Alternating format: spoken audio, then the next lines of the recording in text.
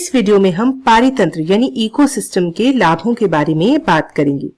लक्षद्वीप की प्रवाल भित्तियां, जो हमारे महत्वपूर्ण पारितंत्रों में से एक है, केवल 24 वर्षों में आधी रह गई हैं। ये पानी के नीचे बसे रंगीन शहर बहुत तेजी से गायब हो रहे हैं। और यह केवल सुंदर कोरल्स को खोने के बारे में नहीं है, बल्कि यह अपनी सुरक्षा खोने के बारे में भी है। आइए समझते हैं कैसे। क्या आप इन प्रवाल भित्तियों को देख रहे हैं? ये एक अदृश्य ढाल की तरह काम करती हैं। ये समुद्र के किनारे से टकराने से पहले लहरों के वेग और शक्ति को कम कर देती हैं। इसका मतलब है कि जैसे जैसे ये भित्तियां कमजोर होती हैं, लहरें और भी शक्तिशाली हो जाती हैं, जिससे समुद्र तटीय बाढ़ की संभावना बढ़ जाती है। जाहिर है, समुद्र के किनारे रहने वाले लोगों के लिए यह बहुत चिंताजनक है। इतना ही नहीं, पूरा द्वीप इन भित्तियों पर निर्भर है।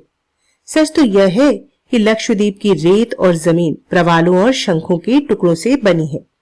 इसलिए जब प्रवाल भित्तियां मरती हैं, तो द्वीप खुद ही बिखरने लगता है। इन भित्तियों में छिपने वाली और प्रजनन करने वाली मछलियां अपना घर यानी आवास खो देती हैं।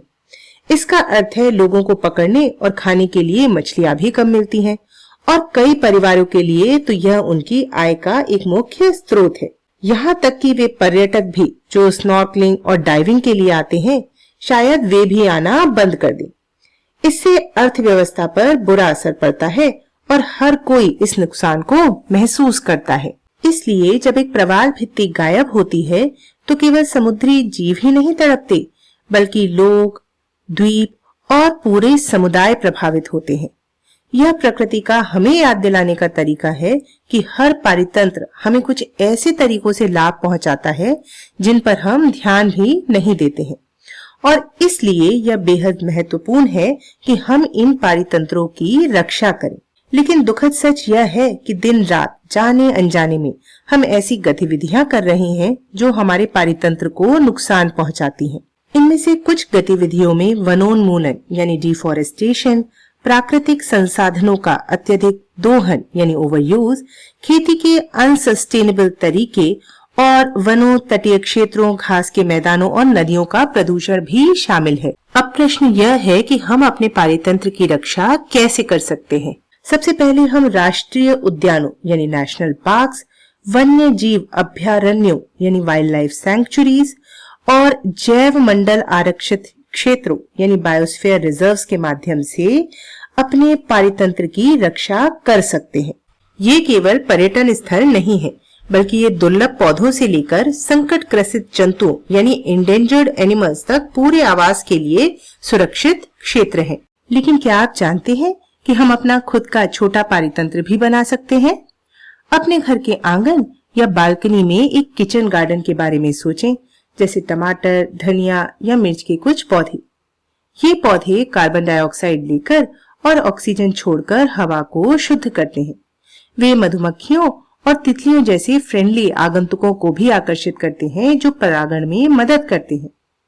नीचे मिट्टी में आप कुछ केचुए मिला सकते हैं। ये नन्हे जीव मिट्टी को ढीला और हवादार बनाए रखते हैं ताकि पौधों की जड़ें श्वसन कर सकें। फिर आप गिरे हुए पत्तों और फूलों को इकट्ठा करके उन्हें सड़ाकर कंपोस्ट बना सकते हैं। कंपोस्ट आपके पौधों के लिए टॉनिक की तरह काम करता है, जिससे मिट्टी पोषक तत्वों से भरपूर हो जाती है।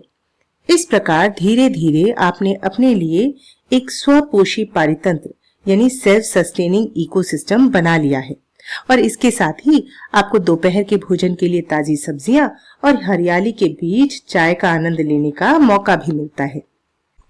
इसी के साथ एक और जरूरी काम है, सस्टेनेबल कृषि पद्धतियों यानी फार्मिंग प्रैक्टिसेस को अपनाना। मनुष्य हजारों वर्षों से भोजन उगा रहे हैं, लेकिन जैसे जैसे जनसंख्या बढ़ी, खेतों पर हमारी निर्भरता भी बढ़ गई। 1950 से 1965 के बीच भारत ने एक गंभीर खाद्य संकट को देखा।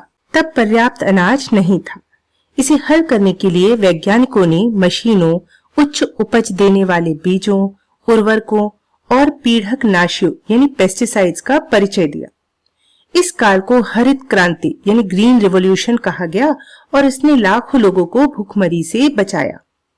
लेकिन समय के साथ इनमें से कुछ तरीके जमीन के लिए हानिकारक हो गए। रासायनिक उर्वरकों के अत्यधिक उपयोग ने मिट्टी के लाभकारी सूक्ष्म जीवों को मार दिया और ह्यूमस को कम कर दिया।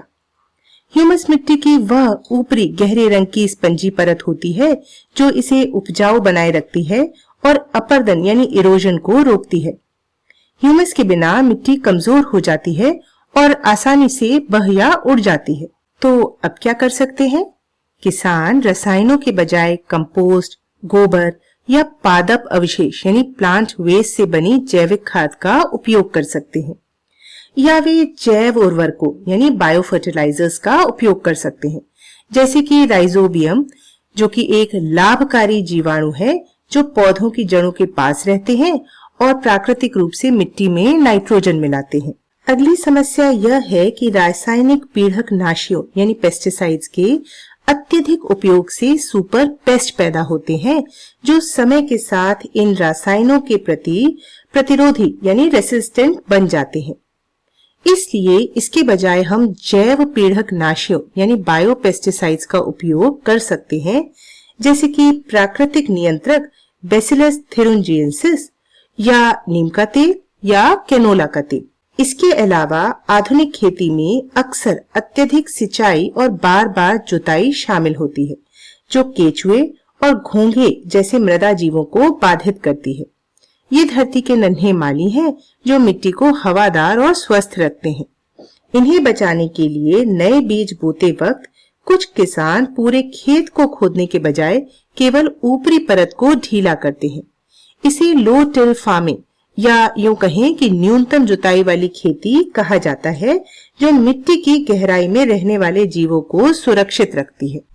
पानी बचाने के लिए किसान ऐसी प्रणाली का प्रयोग करते हैं जहां पाइपों के माध्यम से पानी सीधे जड़ों तक बूंद बूंद करके पहुंचता है, न कि पूरे खेत में पानी भर के। इसे ड्रिप सिंचाई कहते हैं, जो पानी की बचत करती है और मिट्टी में नमी का संतुलन बनाए रखती है। इन सब के अलावा एक और समस्या भी है।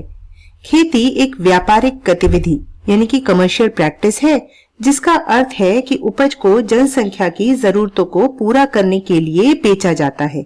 इस कारण किसान एक ही खेत में साल दर साल एक ही तरह की फसल उगाते हैं, जैसे केवल चावल या केवल गेहूं।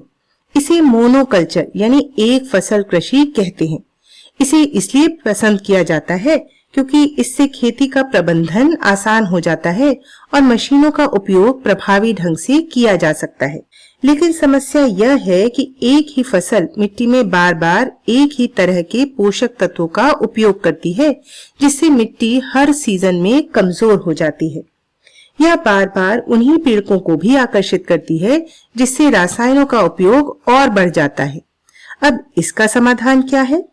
किसान फसलों को बारी बारी से यानी रोटेशन यानी चक्रण में उगा सकते हैं, जैसे चावल के साथ फलीदार पौधे। चावल मिट्टी से नाइट्रोजन अवशोषित कर लेता है, लेकिन फलीदार पौधे इसकी प्रतिपूर्ति कर देते हैं। इस पद्धति को फसल चक्रण कहा जाता है। यही सब बातों का सार है। जब हम असंधारणीय यानी अनसस्टेनेबल पद्धतियों को हटाकर सतत पोषणीय अर्थात सस्टेनेबल पद्धतियों को अपनाते हैं, न केवल खेती में बल्कि हमारे जीने और संसाधनों के उपयोग के तरीके में भी, तो हम प्रकृति को ठीक होने का एक मौका देते हैं। क्योंकि हर बार जब हम एक पारितंत्र की रक्षा करते हैं, तो वास्तव में हम अपने भोजन, अपनी वायु, अपने जल और अपने भविष्य की रक्षा कर रहे होते हैं।